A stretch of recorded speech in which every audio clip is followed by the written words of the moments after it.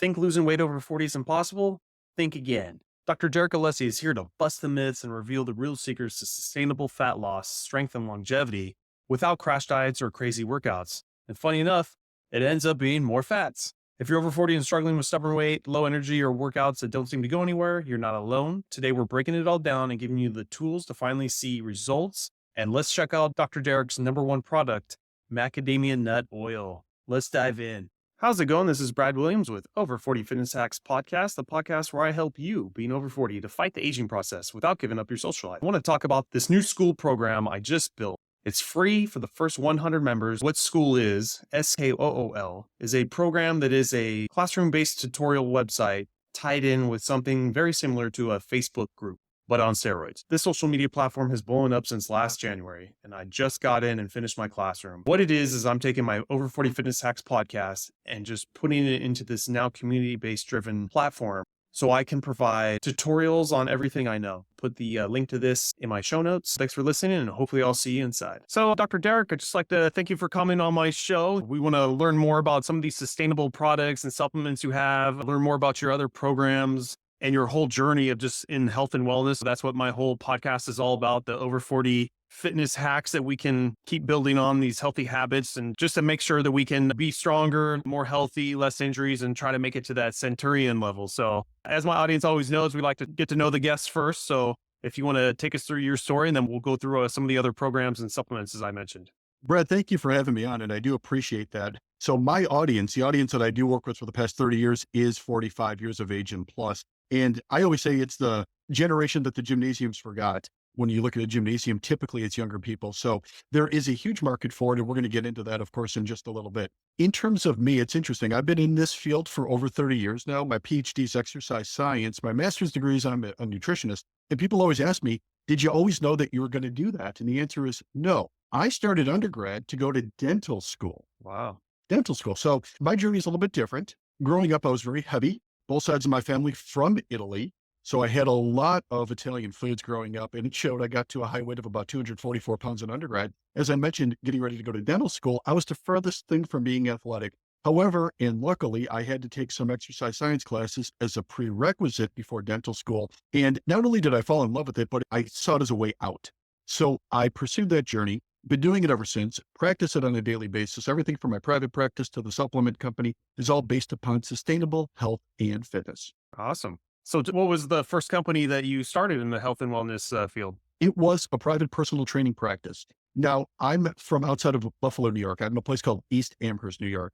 And when people hear like New York, they think in terms of Manhattan. I'm telling you, if you're from Buffalo, we identify more as Midwesterners than New York City, Manhattan. And in terms of 1989 in Western New York, it wasn't exactly the hotbed of personal fitness training. So in my area, I was one of the very first people that even offered personal one-on-one training. So remember, I'm an exercise scientist and a nutritionist, and I found a way to blend both, which at the time was extremely novel. You might have a nutritionist, you might have a personal trainer, but typically it wasn't the same person. So very early on, I started to garner an audience, a more affluent audience that really wanted something different than the traditional big box gyms. And also too, it wasn't just about fitness or weight loss. Over time, people wanted to reverse diabetes. They wanted to prevent against heart disease. They wanted to prevent against dementia, reduce medications. They wanted to live longer, live better. They wanted to reverse aging. So I saw all of that as a transformation. So luckily I've been in it as long as I have because I've had a tremendous amount of experience. And also too, I love working with people to hear their story and meeting them where they're at. In terms of people that I've worked with over the years, it's in the tens of thousands, but it's fun and it's unique because you could now over time see where they're starting from. You understand the pain points, but also too, you want to try to walk them down that journey of improving. And in doing so, it is a lot of fun and very satisfying. Yeah. That's very similar to why I started my podcast, because before that, I was running the brick and mortar gyms, personal training, and all we really cared about was aesthetics, building that muscle up, losing that weight, cardiovascular. We were putting some work in there too, but as far as like injury prevention, physical therapy, longevity, it was really not our field or our focus. And now coming to all my issues, getting closer to 40, and not only is it harder to keep weight off, but now I'm worrying about longevity, dementia. You start seeing your parents go through stuff, your grandparents.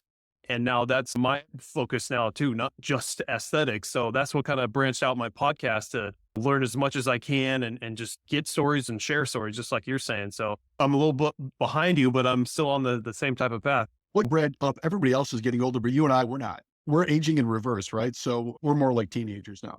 Yeah, I think so. I need a test to prove that. I know they have those tests that you can take to show what is that, your Right? chronological or Yeah. biological score or whatever. Yeah. I just tell people, Teenager. So are you still, what are you still doing in the fitness space now? Or is it mostly focused on nutrition and supplements? it's a little bit of both. I still run a practice outside of Western New York in East Amherst, New York.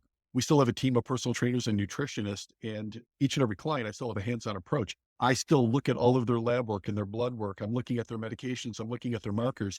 Every single month, we meet every client and get brand new body compositions. We're tracking their nutrition on a daily basis. We're having them log their food. We're doing everything that we can to help them not just look better, but also feel better, move better, and have a quality of life as they're aging. So I am extremely hands-on with that. On the other hand, yes, I created a supplement line called Strength Genesis. As everybody has thought about in the fitness business, if you've been in the gym, and I know you have as well, you start thinking, oh, I wish I could find a supplement that offered this. I wish this protein powder did that. I wish there was something that was a little bit different, and it's hard to find. So occasionally it spurs some creativity and some imagination, and you start thinking, what would it be like if I started creating my own things? And that's essentially what I did with Strength Genesis. Now, for me personally, it all started with the author and personality, Tim Ferriss. And what I mean by that is Tim's a very well-known, respected guy, wrote a lot of books, The 4-Hour Body, The 4-Hour Work Week, The 4-Hour Chef.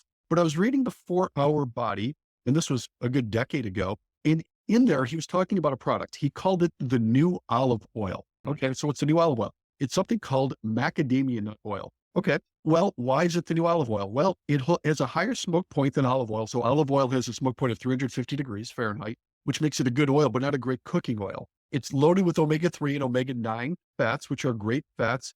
But once again, the limitations are it should be done at temperatures below 350 degrees.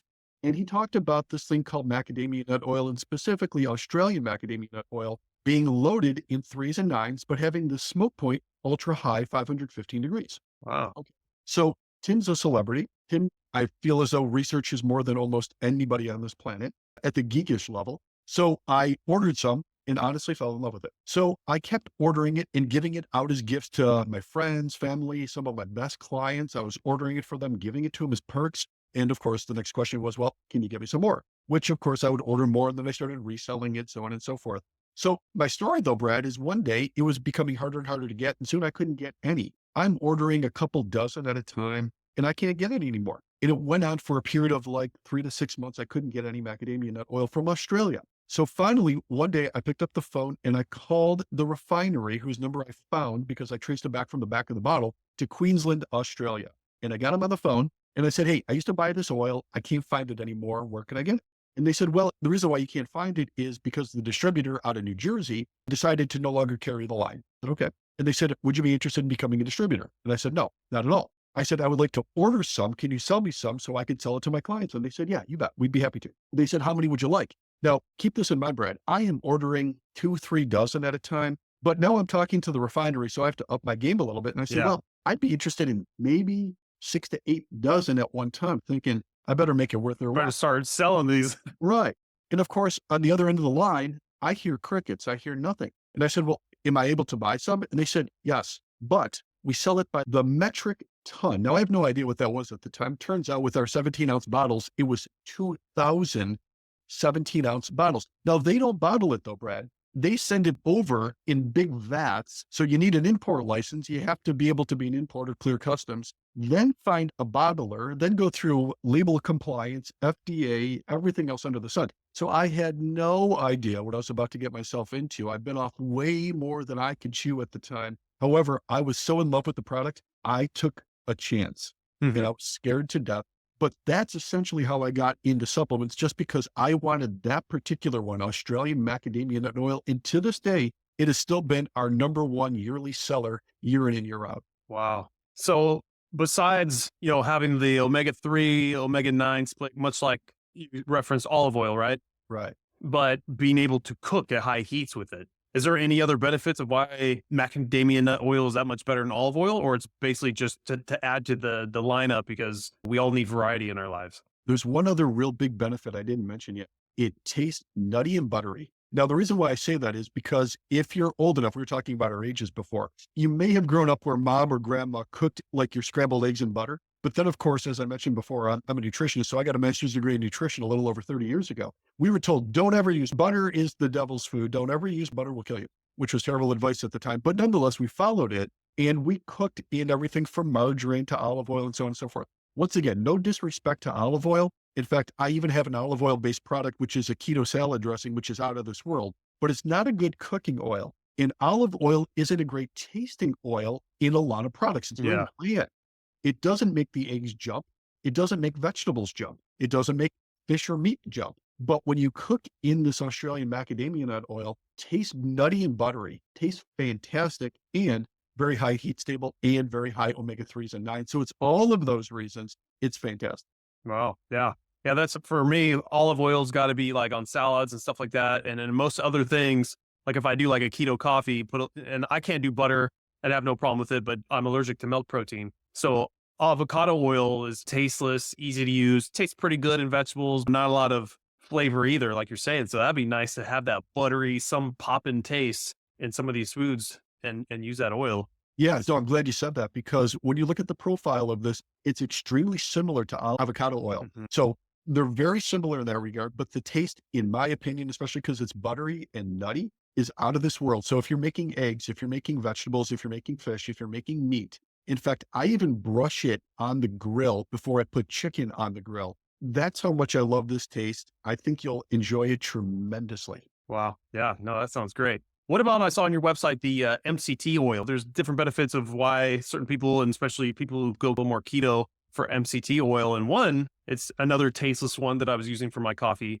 but MCTs have their own benefits. Can you tell me more about your product? Yeah, when you're MCT oil is a funny oil. It's got a great history and a good backstory for it as well. MCT oil, which comes from coconut oil, it's just the middle chains of the coconut oil, has been studied since the late 1960s because it is so beneficial for brain health. It's anti-dementia, anti-Alzheimer's disease, increase fuel for the brain. 97% of fuel for the brain comes from dietary fats, and this is a great way to give that the dietary fats. So we've been studying it for a long time, and it's only had mediocre popularity until 2020, when the research scientist and very well-known blogger Dave Osprey wrote his book Bulletproof. In Bulletproof, he talked about, you're just mentioning coffee, Bulletproof coffee, which was a combination of coffee plus MCT oil plus butter, or ghee as he did, to be so beneficial for brain health, energy, and promotes ketosis or fat burning. So now people got interested in it because, oh my goodness, it's good for my brain.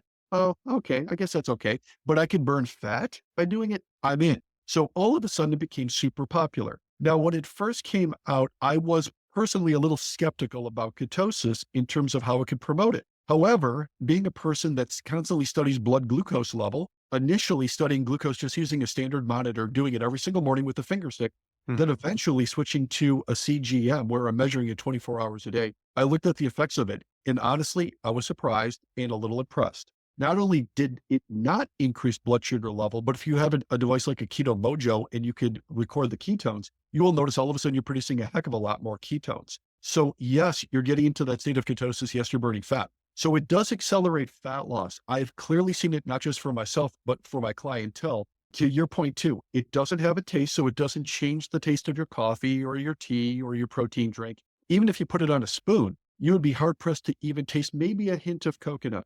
So very versatile. Lastly, awesome for the skin. So Mhm. Brad, I thought I invented something. So I started putting it on my hands because once again, I'm in upstate New York. It can get cold and dry. I started putting it on my face. I started putting it on my head because it was a great way to prevent against dryness. And I said, I just created a brand new thing for MCT oil. It's good for the skin. Until my administrative assistant said to me, don't you know they put those in all the high-end cosmetics? And I said, "No, Oh man. I don't use a lot of high-end cosmetics myself. I'm not into makeup."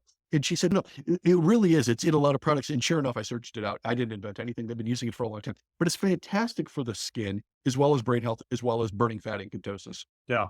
Any other thing with your MCT oil that stands out against competitor products besides just, my thing is when I get to know somebody who's in the industry, knowing their quality control and all that, where some other companies I can't trust them type thing. But is there anything other special about your sourcing or whatnot, or it's just Two things. So first and foremost, it's always a combination of what fatty acid chains are being used. So in MCT oil and in coconut oil is C8, C10, and C12 fatty acid chains. The two middle ones, the C6 and the C8, are supposed to deliver the benefits. Hmm. However, if you were just to go into a standard health food store, if you go into GNC, once again, one of the ways to make the product a little less expensive is to start blending the C6 and the C12 into it. So you do see a blend in some of them, which isn't good. They do the same thing with olive oil. Some of it will be extra virgin, some of it won't be extra virgin, some of it will be less quality oil. So they do that with the MCT oil. We do not. We use only C6 and C8. Number two is it is organic. So currently we are getting all of ours from Indonesia. It is organic. It is coming in. It is third-party tested. It is certified organic. So it's a higher quality source of it. So those two things do matter when you're looking at products. And as far as like MCT oil and the bulletproof coffee method and all that, having your glucose levels down, great, because insulin's not spiking up. Can you be using this in a fasted state if you're not really worried about your insulin, but you're more worried about the autophagy? Putting MCT oil in is calories. Does that kind of stop the fasting process with autophagy for people who are trying to do the longer fasting? Or as long as your insulin's low, you don't have to worry about that? Well, there's two schools of thought with it. School of thought number one, and probably the most basic one, is, well, if I'm taking in calories, by definition, I'm breaking a fast, right? So you can't say that you're taking in an oil and not taking in calories. Oil is going to have calories, right? So we have 9 calories per gram no matter what. So you are breaking it in the traditional sense. Now, if you were to ask that question, once again, to Dave Osprey from Bulletproof, their testing claims they don't break the fast because of what you just mentioned. And you referenced the fact that glucose and insulin are not moving. If that's the case, then from a second definition, you're not breaking the fast. Others agree with that as well. There was something very well documented a few years ago. It was with the golfer Phil Mickelson, who I believe is from San Diego, from your neck of the woods. And what he would do is he would go on a 3-day coffee fast every quarter during the year. And he claimed it helped him lose all of this weight. It helped him win a major at age 51, the oldest person ever to win a major. And of course, to still hit that fountain of youth. So what he was doing is he would do a 3-day coffee fast where he was having the coffee with the MCT oil, and he was using the MCT oil to produce the ketones to give him the energy to still train and do everything, autophagy, as well as his golf activities and everything else during those 3 days. So once again, it depends what camp you're looking at. I do believe a lot in the research of what Dave has put out there because he has spent a lifetime looking at that. Nobody studied MCT oil more than he has. So he is considered the grandfather of MCT research. Yeah. And I remember that company Prolon that came out of USC, and they put a lot of money in researching, fasting, not only just help burn more fat, get you into ketosis, but to prove that your body still is going through autophagy, even while you're taking these specific things. And they had MCT oil, I believe, in it, and certain foods that mostly wouldn't raise your insulin. But then they put out published reports of showing proof of the autophagy happening and all that. It was a rough 5-day program. Their packaging, I just couldn't do it. I'd rather do it on my own with like coffee, like we're talking about. It's much easier. But I know it can happen. Yeah, no, couldn't agree more. In fact, once again, we were talking about personal training and strength training and how that works. You're hitting autophagy when you're doing your workouts. Yeah. A lot of people now are into cold plunging. A lot of people now are into saunas. We see the autophagy taking place in those environments as well. So it doesn't, in my opinion, it doesn't just have to be calorie deprivation in order to cause it. Yeah. I have just seen the greatest benefits when I started to work my way up to it, but the greatest benefits from doing 36-hour fasts. Not only is it no problem, I worked up to it, anything a little bit longer, I start suffering a little bit, but then seeing my blood work and my weight loss, nothing has ever done better than when I started incorporating those long fasts and doing it just once a month. So what I'm always trying to do is how do I make that one time a month where I do this the most advanced and enhanced autophagy clearing session as I can. So that's why I'm always trying to perfect that. Isn't it so funny? So working with a clientele, they'll ask, well, am I doing damage if I miss a meal? Keep in mind of what you just said, but remember too, we all came from a place that our ancestors ate every 7 to 11 days. And we're scared to death that we miss a meal or miss a snack. So it puts it all into perspective of how in our modern society with our convenience and everything else, how often we've trained ourselves to eat while we're constantly eating. None of it is how we've evolved as humans. So it is interesting. So fasting is extremely natural. So when somebody says, well, if I miss a meal or if I'm fasting, that's not natural. Oh my goodness, yes, it is. It is very natural. We've modernized it to breakfast, lunch, dinner, snacks, all that kind of stuff. That's not how we started out as. So No, not at all. yeah. Well, Dr. Dark, any other hacks or supplements, things you wanted to talk about for my over 40 audience, that things that we should be doing or taking for longevity or weight loss that you've seen at least in your practice? We were talking about omega-3s and 9s before and the benefits of it, from everything from olive oil to, we were talking about cooking with the Australian macadamia nut oil, and I'm a huge fan. Fish oil is also extremely interesting as well. So with my clientele, once again, being above the age of 40, the one supplement I would highly recommend is fish oil. However, there's a lot of misinformation when it comes to fish oil because there's so many different sources. So initially, when we started seeing all of the research on fish oil, how it lowered blood pressure, how it lowered blood sugar, how it improved memory, how it helped the cells repair,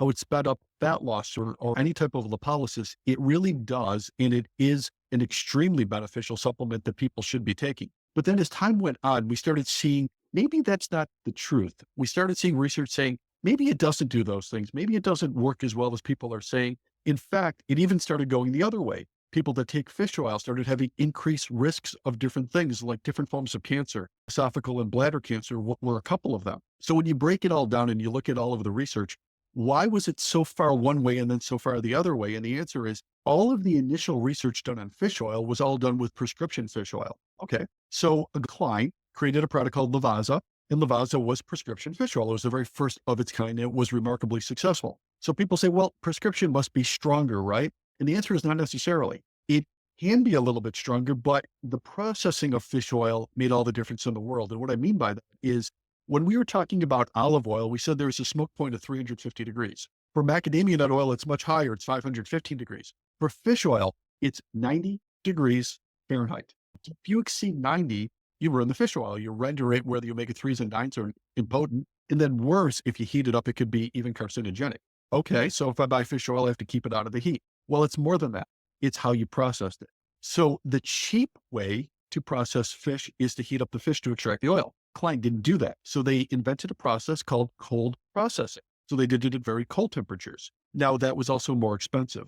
And then they patented it so that other people couldn't readily do it for 8 years. So they locked up the market on the processing of it. Now, about 7 years ago, it came off the patent. And of course, now anybody could do it, but it is more expensive. So looking back at it, what basically we did in our company is we mimicked what Lavazza did, and we figured out how to find the labs that did all of the same cold processing, the same EPA to DHA ratio. And I'm sure you're aware, but in case you don't know, the DHA is the more preferential, higher benefit form of the fish oil than the EPA, although EPA is no slouch. It's still very, there's a lot of benefits from it. And then to do it at cold temperatures. If you have that, then you have cold processed, you have the right ratio of DHA to EPA. And the last thing is a process called micro distillation, which basically means they've removed the toxins from it as well. So that if it's a deep water fish, you're not worried about the toxins from it. Put it all together, you have prescription fish oil, which GlaxoSmithKline sells it all day, every day between $1,100 to $1,500 a bottle, which lasts you about a month. We were able to figure out a way to do it like at 20th of the price. So extremely beneficial. I highly recommend it. We have a wonderful fish oil product. We call it omega-3 at Strength Genesis. And it goes by weight too. A lot of people don't realize that when it comes to fish oil, the more you weigh, the more you should take in. And all the dosing is right on the website of how much you should take. Wow. Yeah. I know a big thing that came out in social media and just news was the quality of fish oils, and part of that process of heating it and other things and additives. And besides maybe destroying it, the other thing was having some of it go rancid and you not even know. So they were telling people, pop up one of your pills and just smell it. It should just be fishy smelling like it should, but nothing you can't handle. But then some of these people were like the most rancid smells ever because it went bad right in the capsule. So yeah, there's so many things to catch before you put it in your body. Oh, you're absolutely right. I mean, it went bad in the processing of it. So of course, because once again, a person will say, why should I ask my doctor for a prescription? Why should I have my health insurance company? Why should I fight them to pay $1,000 or more a month? You're not getting the same product that you're getting when you go into a Walmart, Costco, or BJ's. It's not the same thing. It's not even close. And once again, it's not about the strength of it. It's about the quality of it. The other thing too is I do not recommend taking a quality fish oil with a hot liquid. So we were talking about bulletproof coffee before. It's Mhm. not uncommon. Somebody will tell me, hey, I'm taking your fish oil first thing in the morning, waking up, having coffee, taking fish oil. Do not do that. That fish oil will open up way too soon, and you're going to feel like a river trout when that starts hitting you. So Wow. give yourself minimally 20 minutes. The best time to take fish oil is really before bed. However, many people take their supplements first thing in the morning. So if you can't take it before bed, I highly recommend it. Lastly, fish oil will help you burn more fat too. So all of those things, as well as other things that we haven't even touched on in terms of your skin, your hair, your organs. I'm a huge fan of taking quality fish oil to get those omega-3s and 9s in. Yeah. Well, that, and you know what? That's when I take mine as well, is at the end of the night. And more specifically, because every now and then you take one, you start getting like a little burping action going, and then you end up catching the flavor of the light fishy taste. But to help save my wife, I was like, all right, I'll just take it before I go to bed. And then we're all knocked out anyways. Who cares? Right, right, right. Yeah, no, I highly recommend that. Sometimes compliance isn't as great before bed if you're not used to it. So what we did is we put it in a glass jar, and I recommend that people keep it almost like medicine right in their bathroom or right on their vanity. So it's very medicinal in terms of when you would take it, as opposed to when you think of a sports supplement, you think, well, I should take it before I get active. And that would be better compliance, better absorption. Yeah, no, I agree.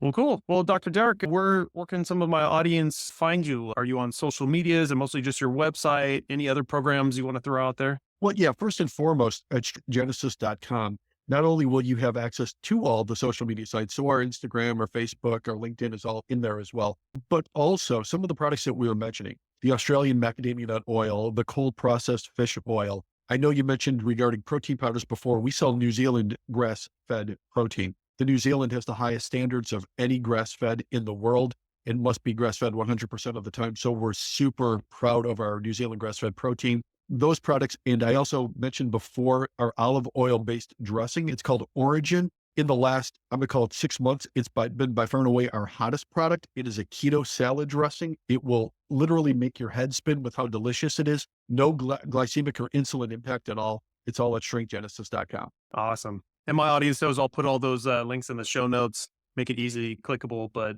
you've 100% sold me on, I got to try this macadamia nut oil because I'm a big cook and I'm always using different spices and everything. I need just the more variety I can throw in there, the better. And then obviously it's got to be healthy. So yeah, I'll be trying that out. But just thank you so much, Dr. Derek, for sharing your stories and your insights. And I hope all the best for you and just keep on doing what you're doing. Brad, thanks for having me on. I appreciate it. Always trying to spread the information, the knowledge about health and fitness.